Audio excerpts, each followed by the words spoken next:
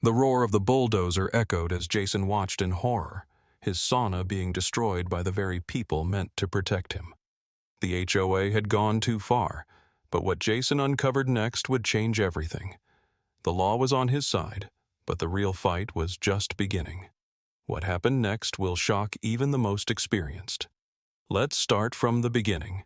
Jason had always prided himself on his quiet, predictable life in the suburbs of Charlotte. As a lawyer, his days were filled with paperwork, arguments, and courtroom battles.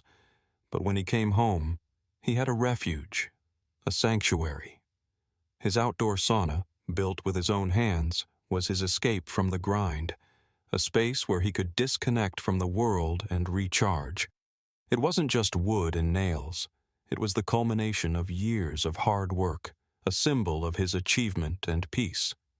That sense of tranquility was shattered one cold morning. Jason awoke to the ominous hum of heavy machinery.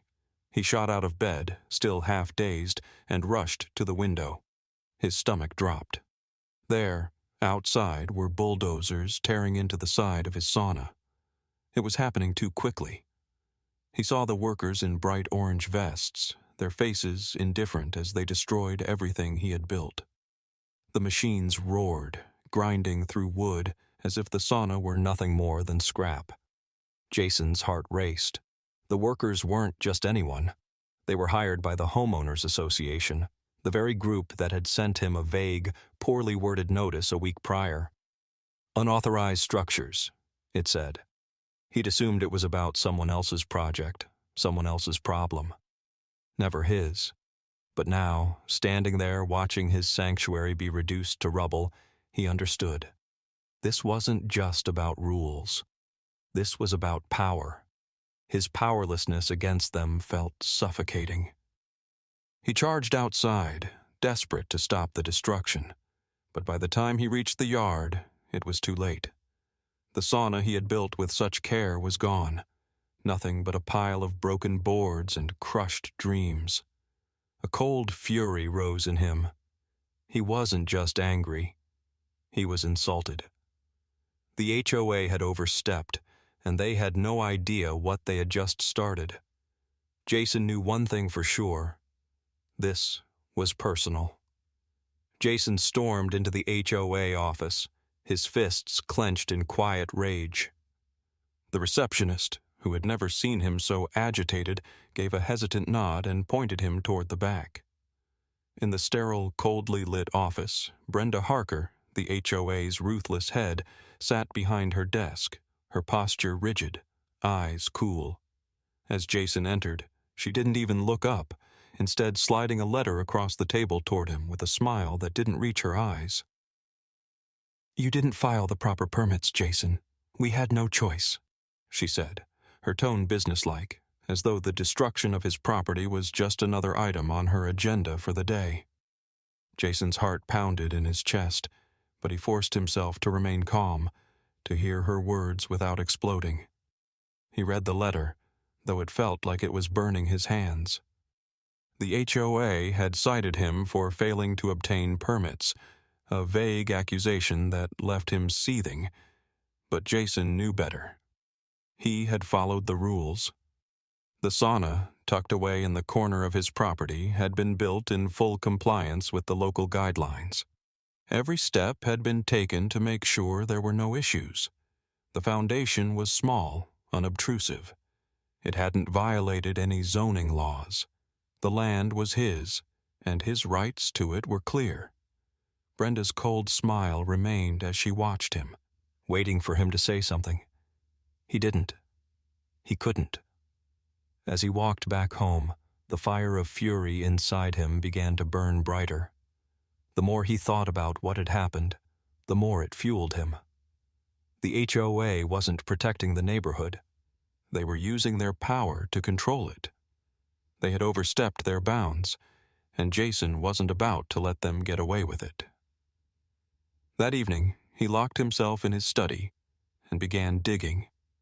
He spent hours researching local laws, HOA regulations, and property rights, uncovering everything from obscure zoning laws to obscure construction codes. Each document he read, Each page he turned made him angrier. The HOA had no right to destroy his property without warning, let alone without just cause. He was done sitting idle. This wasn't just a fight for his sauna, it was a fight for his rights. Jason sat at his desk, eyes bloodshot from hours of searching through state regulations. His fingertips ached from flipping through endless legal texts, but then he found it. A law buried deep within North Carolina's statutes. It was a small clause, one that most homeowners would never bother to read, but it was exactly what he needed. The law stated that homeowners had the right to challenge actions by their HOA if they could prove the association had exceeded its authority. It was a long shot, but to Jason, it was the thread he needed to pull to unravel everything. He didn't hesitate. He immediately reached out to a lawyer, someone who had experience in property law, someone who could help him fight the very people who had taken so much from him. They were his enemy now, and this wasn't just about a sauna anymore. This was about standing up to an overreaching, power-hungry board that had crossed a line. The lawyer assured him it would be a tough battle, but Jason wasn't backing down. He filed a formal complaint against the HOA, the first step in a long, grueling process. Each legal document he sent out felt like a small victory. He was no longer powerless, no longer at the mercy of a cold bureaucracy. His hatred for the HOA deepened with each passing day, but it wasn't just hate anymore. It was determination, a fierce, burning need to take them down. They thought they could crush him, but they had underestimated him. As the days turned into weeks, the HOA retaliated.